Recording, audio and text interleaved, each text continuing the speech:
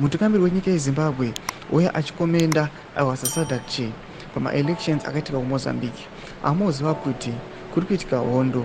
Munoziva kuti maZimbabweans aiwa vari kuona chimoto kana ari sema-truck drivers vari kutosiya matrucks votodzoka nemabhazi.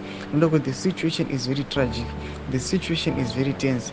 Pationa kuti vakomana vese kuMozambique vari kuenda against maZimbabweans noda kuti they participated in their elections. Sanapinda mashoko Mnangagwa panapa subscribe or like or turn on the bell icon.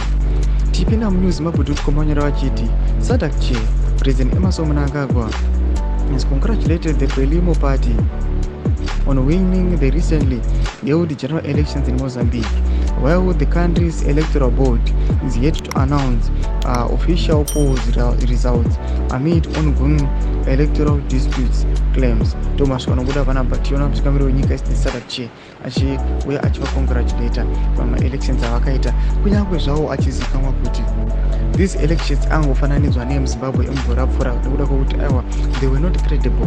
Nokuda kwokuti maZimbabweans mamwe anotoonekwa achiteka pati vachitovhota muno munyika yeZimbabwe asi vachivhotera president wekunyika yeMozambique.